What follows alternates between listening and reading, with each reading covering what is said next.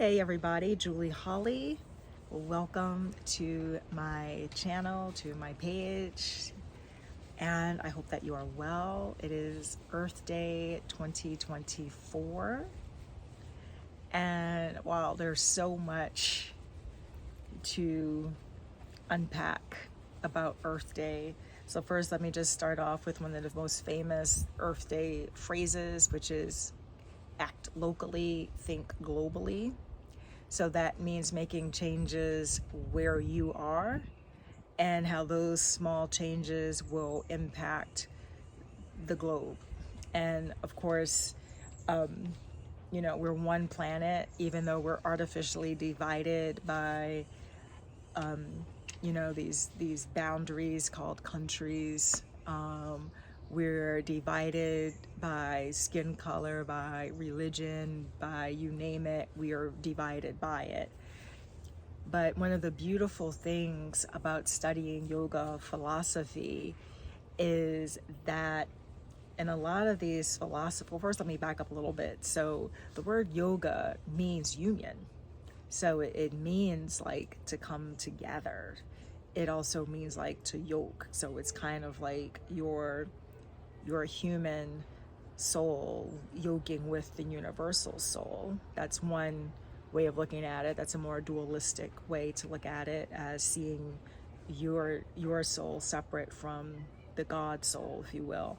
And then there's the tantric version, which is non-dualist, which teaches that we and the universal soul are in fact one soul.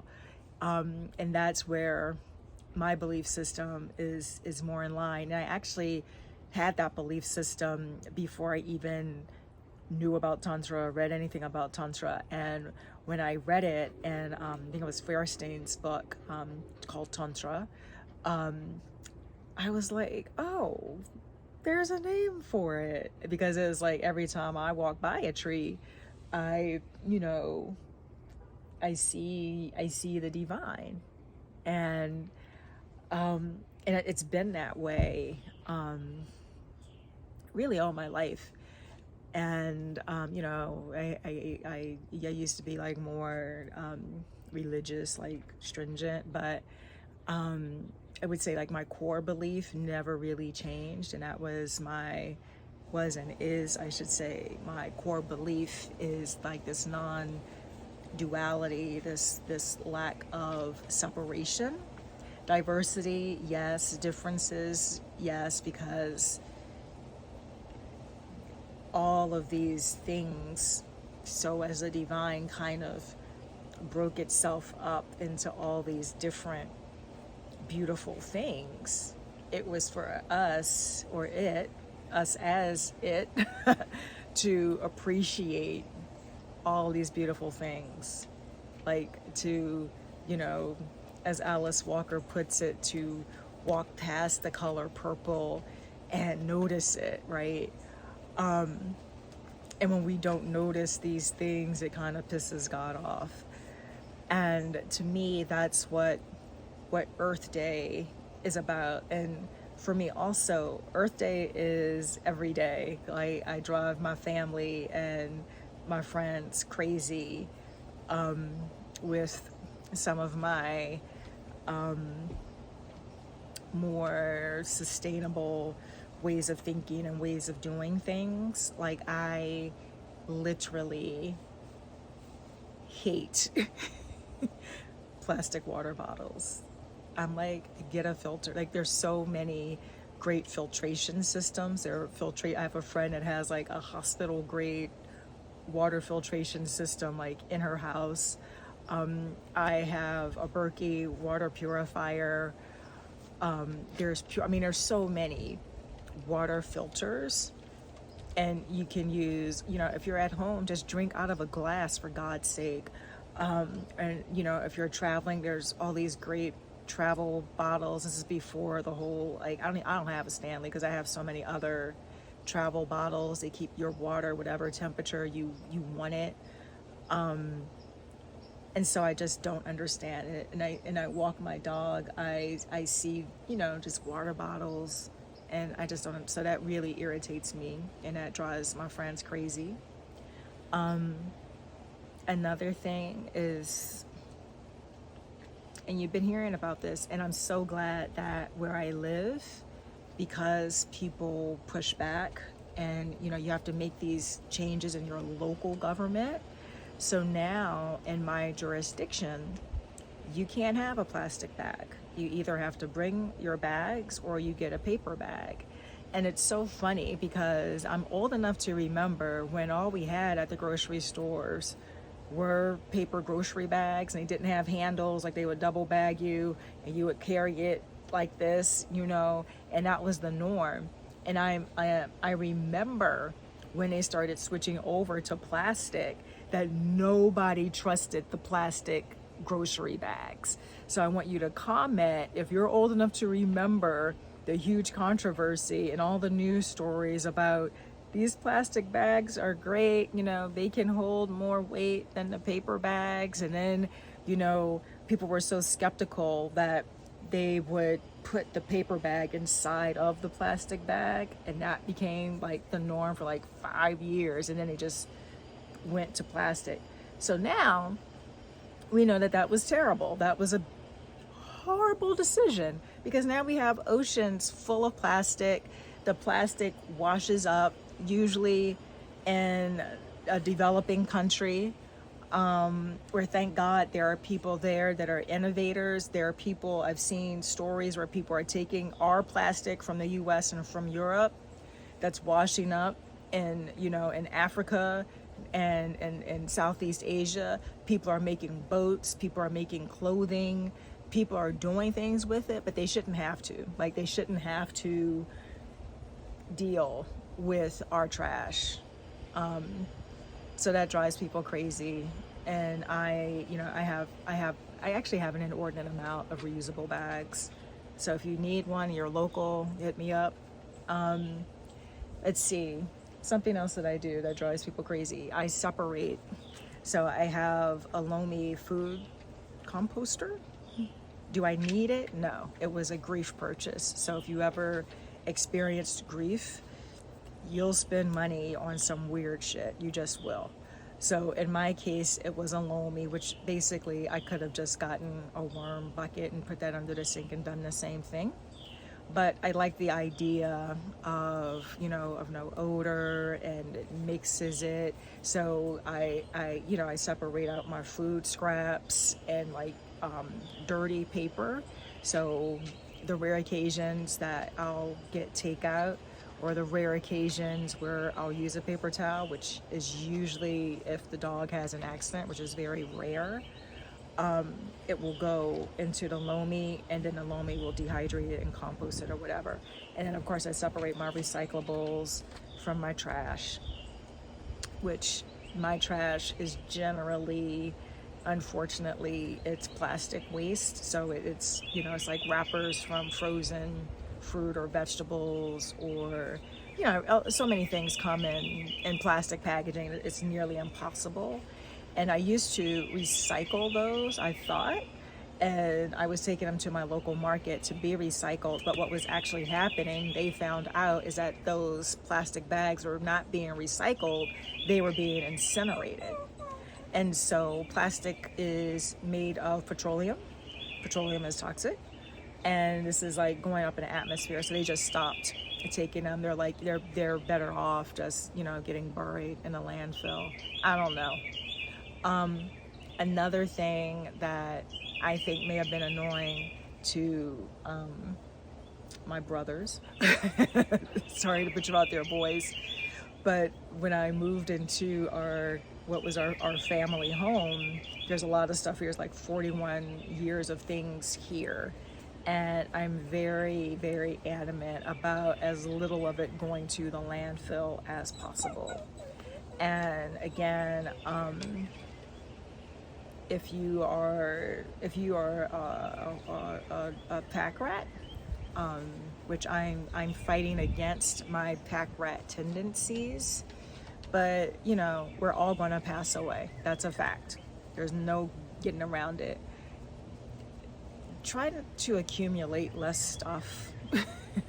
and try to keep less stuff, like donate things as quickly as you can. You can either, you know, donate it to the hundreds of NGOs that take donations, but you can also just throw it up. I there were like these old play sets that I just put up on Facebook Marketplace, and and someone picked them up.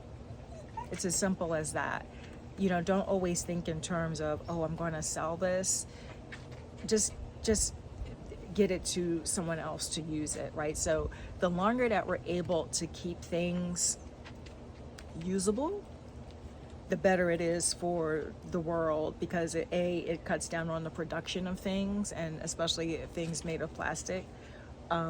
It also limits things going into the landfill, and it's helping somebody else, somebody who may or may not have been able to afford that item otherwise. And I was so happy because the young woman that picked up these two, they're like a preschool, sort of like a play kitchen and a play workbench.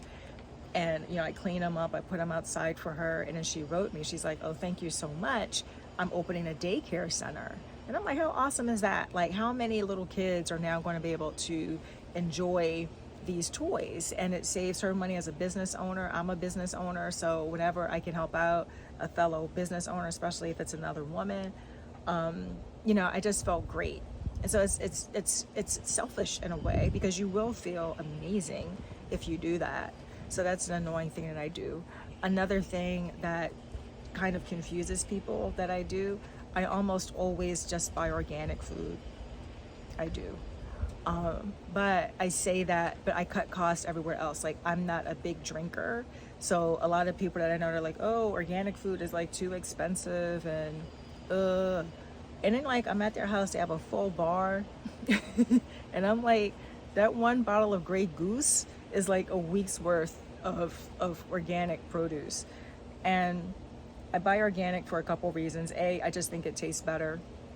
The organic market that I go to, shout out to Mom's Organic Market, College Park, Maryland, they have just a bigger variety of apples.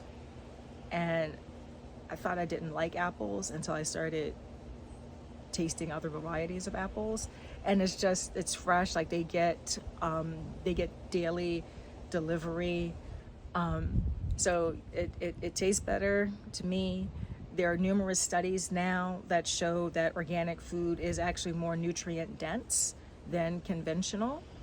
And it's better for the planet because you're not spraying shit like Roundup on things.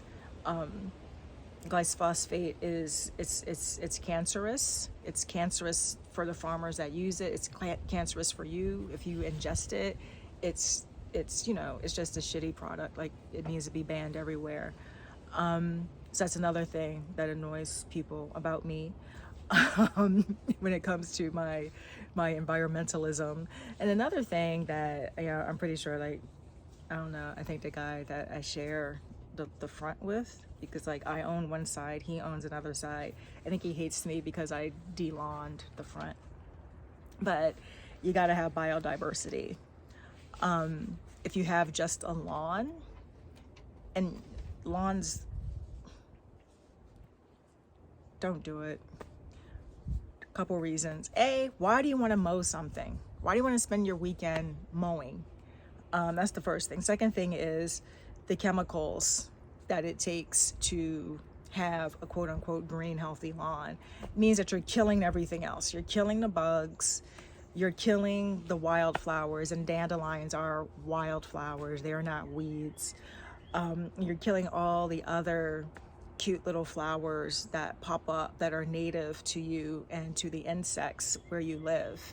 And I know people, myself included, I'm not a bug lover. I don't want to be bitten by things. I don't want to be stung by things. However, if there are no bugs, then we don't eat, especially if you're vegetarian, you're just not going to eat. And so we need biodiversity. If we're lucky enough to own property, the best thing that we can do is have the outside of our homes as biodiverse as we can. So I am in the process, was in the process last year. I think like about like 98% of the grass is now dead. And I did it organically. My other neighbor, he had his tree trimmed. I had them dump the wood chips out front, and that like smothered what was growing there. And there's a tree that I planted. There's a couple shrubs that I planted. They're very young, so they just look very spindly. And then I planted some bulbs. I planted my bulbs late, but they are coming up. Dandelions and tulips. I'm in the process now of planting more wildflowers. I planted some last year, and then these seed mixes, some of them are, oh, thank you, friend. Some of them are perennial, some of them are biennial, and some are just annual. So I'm putting down more seed, and I'm very excited because my goal is to have like a meadow out front, and as neighbors drive past, they're like, oh wow, that's nice. And if you live in Maryland, this is very important. If you live in the state of Maryland, your HOA cannot force you to have turf grass. It is illegal. You can plant, you can have all wildflowers, you can have all shrubs, you can, make it as biodiverse as possible, because that's what our environment needs.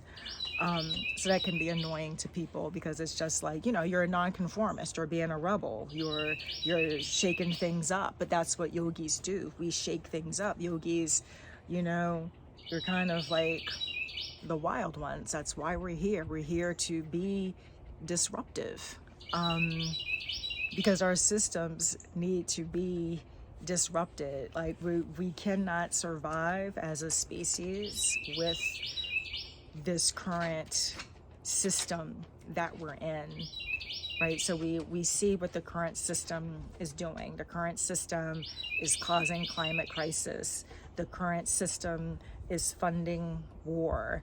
The current system is ignoring people that look like me in the Sudan and in Haiti that also need help, that are also starving, that are also facing forms of genocide that no one is talking about.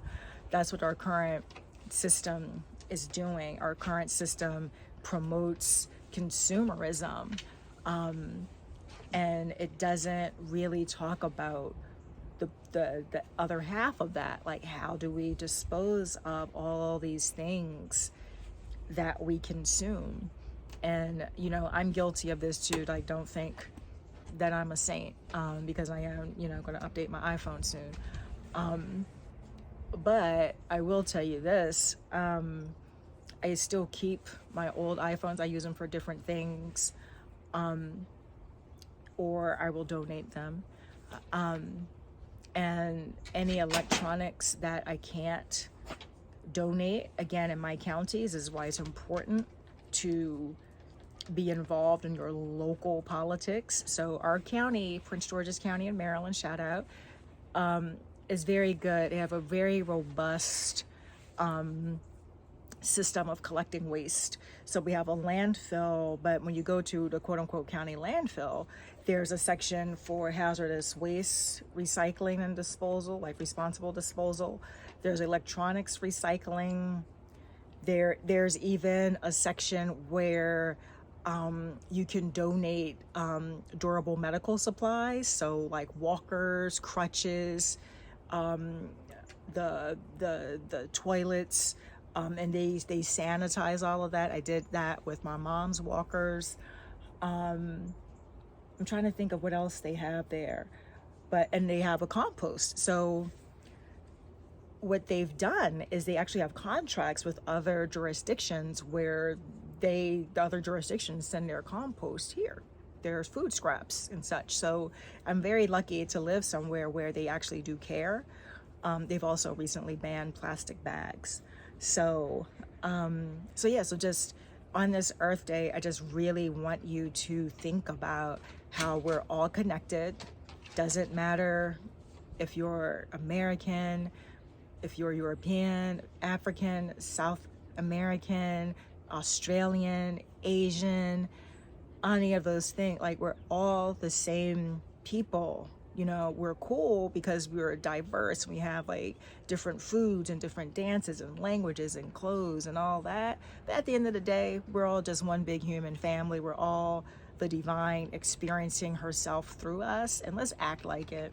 Let's do that for Earth Day. Let's act like we care about each other. And if you don't really care about other people, just pretend that you do until you actually do. Fake it till you make it. So that's my message for this Earth Day. I hope that you make it a good one. The sun is shining here.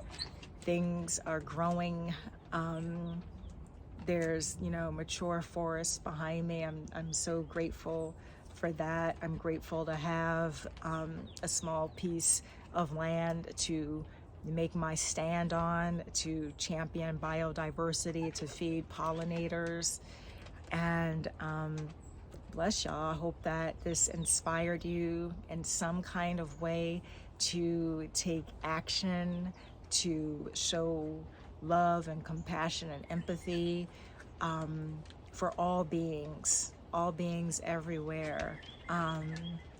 Yeah, so go forth and do good, and I'll see you soon. Bye.